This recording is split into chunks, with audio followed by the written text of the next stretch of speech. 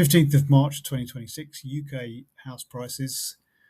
Start off these videos with the UK economy, because if we're going to have falls in house prices, then the UK economy will go into recession. So we just check in on the main figures. So GDP, gross domestic product, for December 2025, quarter December 2025, 0.1%.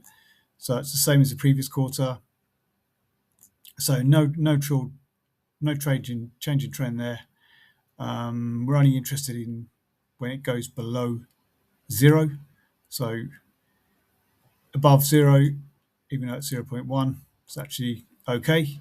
If it's pretty anemic growth, but when it goes below zero, then for 2 quarters we're in a recession. So we're not in a recession or anything like that. Technically, in unemployment is still relatively high, 5.2%, so up 0.8% on the previous year. So that's a year on year. So the annual rate of unemployment is 5.2%. So again, we're interested in the trend on these stats to show where things are heading. So this chart, for example, goes back to 1971, and we are heading in the wrong direction for unemployment in the UK. So unemployment is rising, 5.2%. So that's actually the same as it was at the height of the COVID pandemic, although, of course, everything, people were sort of furloughed here. So it's only when unemployment goes, so this is the great financial crisis, starts going above 6 and then up to 7 and gets up to nearly up to about 8 here. At the height of the great financial crisis, 2009, 2008, 2010, and maintained to that level, that's when we would see people losing their jobs, people not paying mortgages, and that's when we would see more significant falls. So at the moment, heading in the right direction, but and still sort of relatively high. 5 is, once you get above five, that's high, but not overly so. So, but if that continues, then we could see problems. So, like and subscribe, and you'll see I'll do these videos every month. And the other one here is inflation, which is 3.2%. So the target for the Bank of England is about 2%, and so we're still sort of fairly well above that. However, we're coming down a little bit from the previous month. So again, this is a year-on-year or annual rate of inflation, 3.2%. So again, the trend on that is actually sort of coming down a little bit. However, because of the Gulf War, we could potentially see this would be a low, and it would make another high here. So could potentially see inflation rising, but we'll see. However, at the moment, it's sort of coming down to inflation heading in the right direction, although still over the past 5 years, still above the 2% target rate. So, but yep, heading in the right direction. The reason that's important is because it means that your house price, the value of your house is coming down at that rate. So your purchasing power is coming down. So your house needs to go up at the same rate of inflation, just to break even. And as we'll see, I think that's probably not the case at the moment. So that's why inflation is important. But yeah, so still relatively high. So other metrics that we look at here for the health of the UK housing market is the number of mortgage approvals in the UK. So currently in January 2026 is the latest one, and it's coming down a bit. It's usually around 64, 65, 63. So in December, 61, and just below 60,000 in January.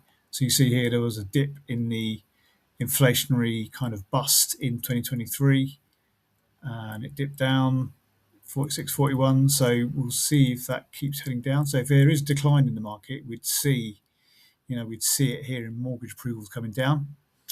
So not too bad at the moment, but on the lower side. So again, if you subscribe, you'll see these updates, and well, you'll know if it's going to come, if it's coming down. But that's pretty good, a good one to check for the sort of overall health of the market. And if there is a slowdown, it will show up there. So moving along, we've got the ONS data here. So for England, average price is 291,000. Monthly change is down 0.7%. It's actually quite a lot for a month.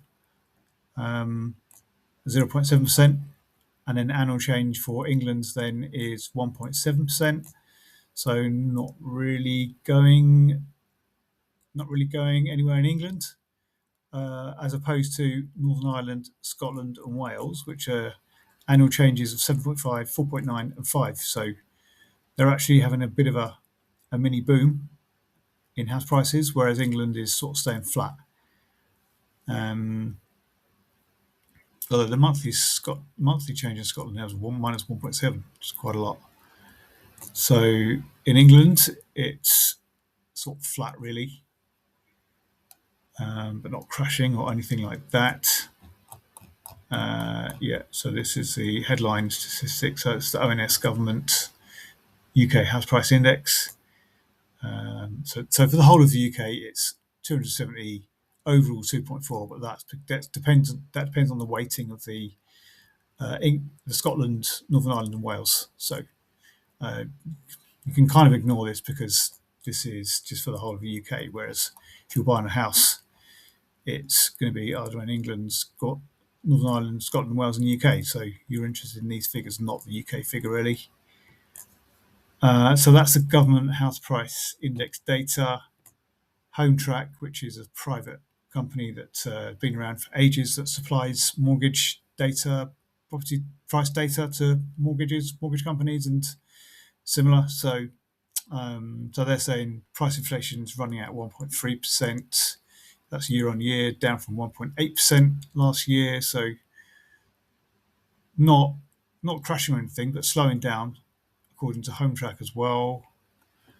I don't think there's anything else there. And then for Zoopla, they're saying the main highlight here is sales activity is healthy, but subdued house price inflation at 1.3% requires firm vendor management on pricing strategies. So again, it's just 1.3%. And these will be like mortgage approvals, effectively mortgage data. So firm vendor management on pricing strategies means if you price your house richly, it won't sell. That's the translation for what Zoopla's saying here, because this is the Zoopla be to agents that be reading this, is aimed at agents. And then nationwide is, so that's February 2026, January 26, so sort of maintaining at 1%. And so again, just flat, basically flat, not necessarily dipping down, but slowing down in terms of the rate, because this was 1.8% and this was then 2.4% a few months ago. So it does seem to be slowing down a bit, kind of anemic growth, going nowhere. 1% annual change means that inflation at 3.2% will mean that inflation here at 3.2% will mean that you've got a decline of around, in real terms, of around 2.2% at the moment.